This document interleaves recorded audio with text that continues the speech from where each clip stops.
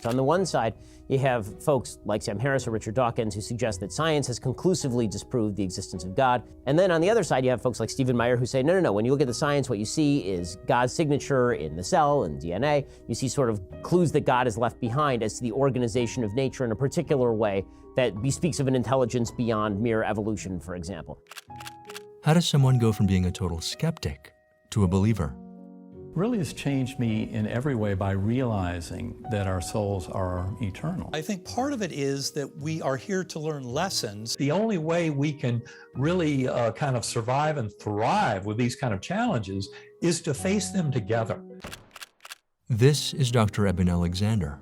Today, he deeply believes in an afterlife and that our conscious minds live on after our bodies pass away. But he didn't always believe this. For most of his life, up until he was 54 years old, he didn't believe in any kind of God or a soul.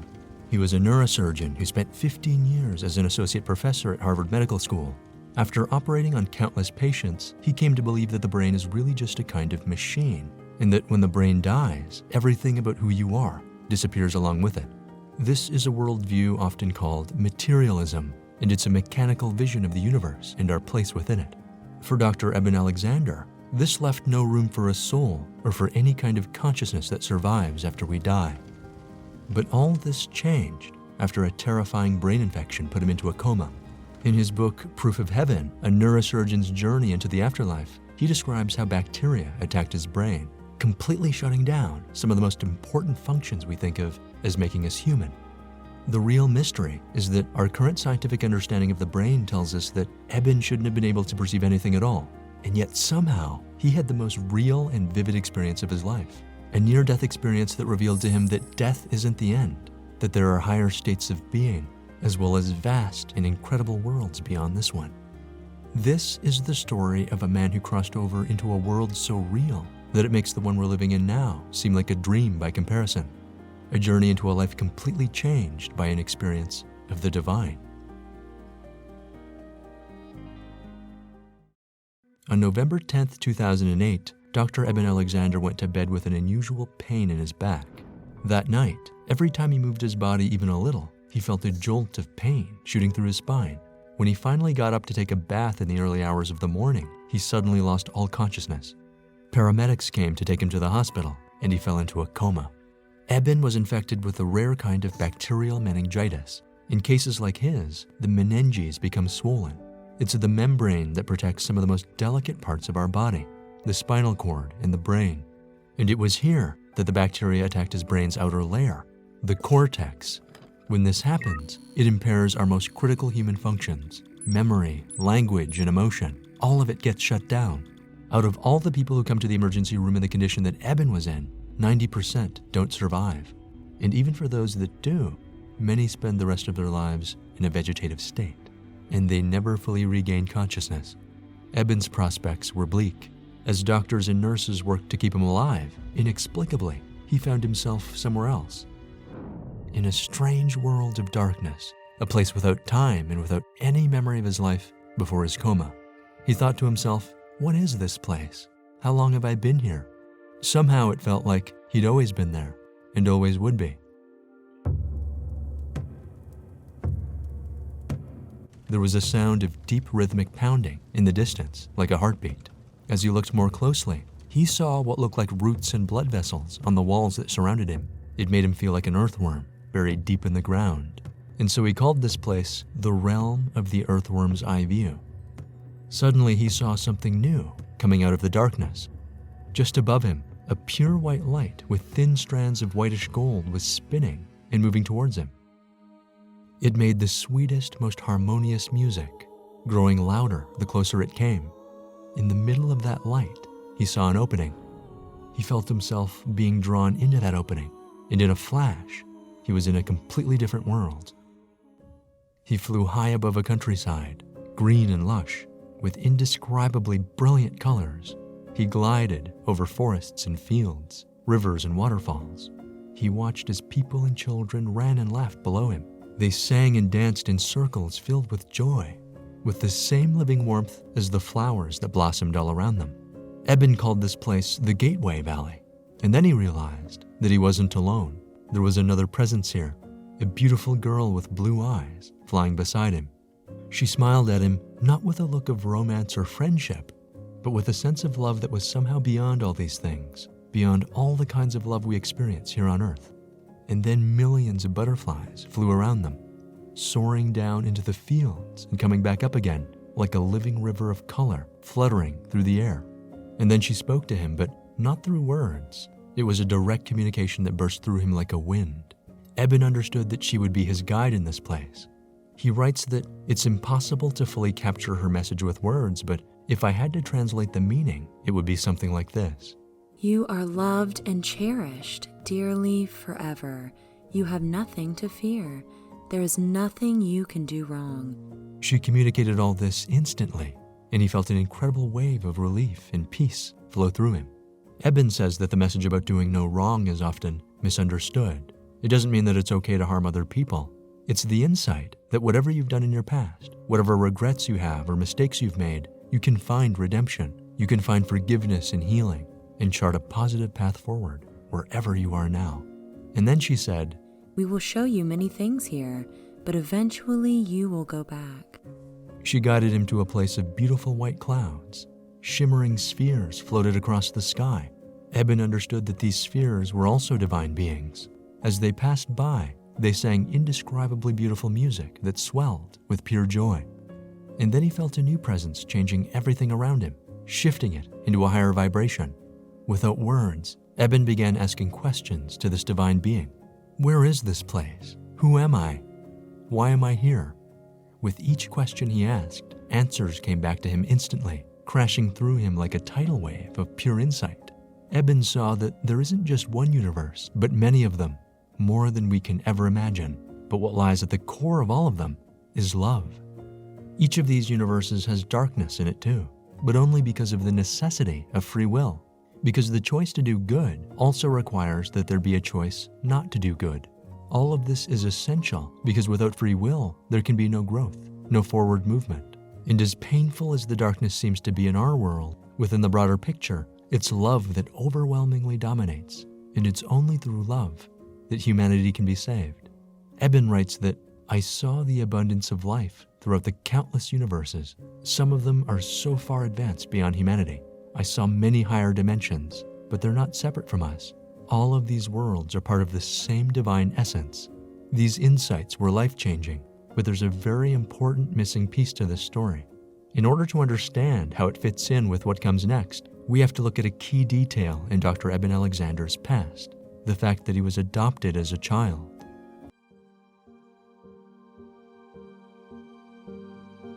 Eben's biological mother was only 16 years old when she gave birth to him. His biological father was still in high school. And for two teenagers growing up in the 1950s, they had no way to support a child. Neither of them wanted to give Eben up for adoption, but they didn't see any other choice. Eben would be adopted into a loving home. His adoptive father was also a neurosurgeon, and it was from him that Eben learned the value of discipline and hard work. It was his father who inspired him to become a doctor himself. Eben describes his childhood as being wonderful in so many ways, but deep inside, there was a part of him that felt like an orphan, like he was less than completely wanted. It wasn't until August of 2007, when Eben was 53 years old, that he was able to reunite with his biological parents. It was here that he learned that their choice to give him up was the hardest thing they'd ever had to do. His mother says that, I picked you up one last time. I called you by your birth name and said, I love you so much you'll never know. And I'll love you forever until the day I die. I kissed you one last time. I laid you gently in your crib, wrapped you in your blue blanket, took one last look into your eyes and said, Goodbye, Richard Michael. Those were my last words to you, at least for a half century or so.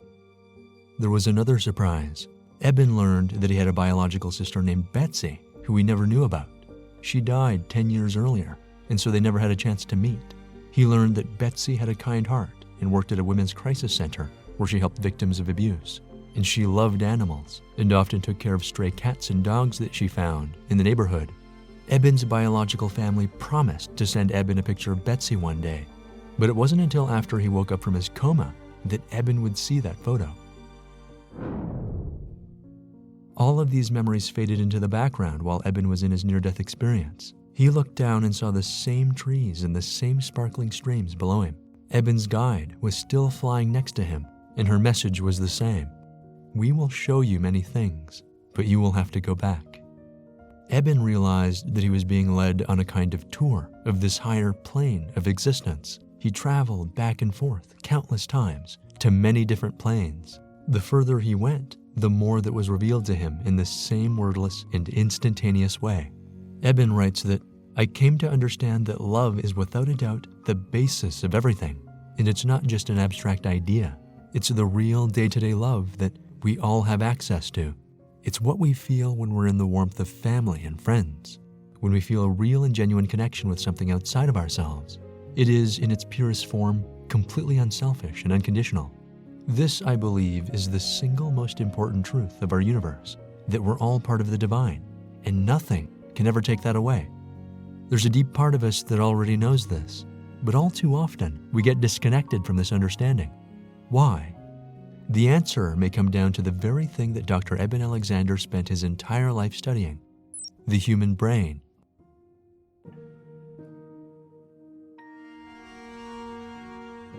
What came first, the brain or the conscious mind? Most scientists believe in the materialist worldview, which assumes that the brain is the source of all consciousness and that we're nothing more than biological machines. They believe that it's the physical structure of the brain that gives us self-awareness, memory, and the experience of everything that happens in our lives. If that's true, it means that seeing a beautiful sunset, falling in love, or experiencing heartbreak are all just pieces of data stored within the physical hardware of the brain. But there's a problem. If the physical brain is what creates consciousness, then how do we account for the fact that people have had incredibly vivid near-death experiences at precisely the point where their brains shouldn't have been working at all? To understand this, we have to look at a completely different view of the brain and consider that maybe the materialist view has it backwards. What if the brain isn't the source of consciousness at all? What if the brain is actually a filter that receives thoughts from our higher consciousness and then collapses it into the limited physical experience we have here on Earth? This filter model of the brain is actually a very old idea, which we looked at in this video. But briefly, it proposes that the brain is what blocks us from understanding our true nature, especially the left side of the brain, which is focused on language, logic, and the sense we have of being a narrowly defined ego self. The author and philosopher Aldous Huxley describes this in his book, The Doors of Perception. The function of the brain is to protect us from being overwhelmed. It shuts out most of what we should otherwise perceive or remember at any moment, leaving only that very small and special selection which is likely to be practically useful and which makes biological survival possible. The mind at large has to be funneled through the brain, and what comes out at the other end is a measly trickle of the kind of consciousness which helps us to stay alive on the surface of this particular planet. In other words, our brains have to filter out huge parts of our reality so that it can focus on the things it needs to survive. If it didn't do that, our lives would be even harder to navigate than it already is. The idea that the brain is a filter also shouldn't be surprising, because we already know that all the time the brain is filtering all kinds of sensory input. For example, when our eyes transmit light to the brain, it filters out infrared and ultraviolet light. What we end up seeing is just a visible part of a huge and infinite light spectrum. And when the brain's filter breaks down, like it does during near-death experiences, people report seeing all kinds of extraordinary things, like seeing vibrant and brilliant colors they've never seen before, meeting loved ones who've passed on, and traveling to other worlds. It's here that we begin to realize that there's a mind outside of the brain, a higher consciousness that perceives all the mysterious ways in which everything's connected. It's exactly at this place where Dr. Eben Alexander found himself in the world of his near-death experience. But then suddenly, everything changed.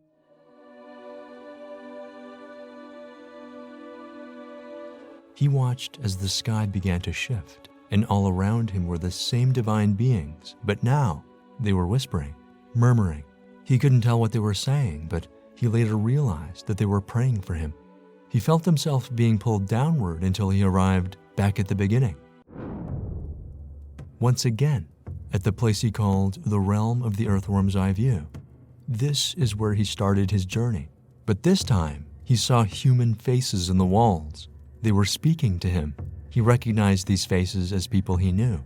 Their names were Sylvia, Holly, Peggy, Scott, and Susan. Hospital staff later confirmed that these very same people had stood and prayed in Eben's hospital room. Somehow, against all odds, on the 7th day of his coma, Eben woke up. It was a medical miracle. And from that day, he began the hard work of transitioning back to his regular life, and he would completely recover. On November 25th, 2008, he left the hospital and came home to a house filled with love and gratitude. It's an experience that healed his soul, but there's still one more mystery in all this. 4 months after waking up from his coma, Eben finally got the photo of his sister Betsy, who died 10 years earlier. It was the first time he looked at a picture of the sister he'd never known, and there was no mistaking it. He was absolutely stunned to recognize Betsy as the blue-eyed girl he met in his near-death experience. She was his guide that flew beside him during his time in the coma. Somehow, they shared a bond in the afterlife, even though they'd never met each other in their earthly lives. In an instant, his waking world and the divine world came together. How do we make sense of all this? Eben went over all of his medical records, which were carefully recorded from the very beginning. His own CT scans showed that his brain cavity was swollen with pus. Medical notes from his doctors confirmed that none of them expected him to survive, and even if he did, he'd never be able to function on his own. Everything he learned as a neurosurgeon told him that it should have been impossible for him to have the kind of experience he did. Looking back, he's sure of one thing. The place he visited was absolutely real, more real than anything we encounter here on Earth. His story finds support in the millions of people all around the world who've had near-death experiences of their own. The author Anita Moorjani describes her experience with an analogy. Imagine being in a huge, dark warehouse. Imagine you live there with only one flashlight to see by. Everything you know about this enormous space is what you've seen by this narrow beam of light. That's what physical life is like, because we're only aware of the things we focus our senses on at any given time. But then imagine someone turns all the lights on. There, for the first time, in a sudden burst of brilliance, you can see the whole warehouse, and it's unlike anything you ever imagined. You finally understand that you're part of a huge unfolding tapestry that goes far beyond sight and sound. When the light switch turns off again and you're left with your flashlight, nothing can take away that wonder and beauty or the fabulous aliveness of everything you experienced in that blindingly lucid moment. The things that happen to near-death experiencers like Anita Moorjani and Dr. Eben Alexander are absolutely astonishing. But even Eben admits that he's not more special than anyone else. What he does have is a unique perspective that allows him to bridge the worlds of science and rationality with the world of the divine. And so now, as we face a critical time in our history, what we need most of all is to regain more of our higher consciousness, the sense that we're all part of the same divinity, that there's a true spiritual self that each of us is destined to find again. It's a message so simple that even children can understand. You are loved and cherished, dearly, forever. You have nothing to fear, and there is nothing you can do wrong. I would absolutely love it if you left a comment with an angel emoji, and please share any near-death experiences you may have in the comments. And if you like this video, please show your support by pressing the like button. As always, thanks so much for watching all the way to the end. Take care of yourselves, and I'll see you in the next one.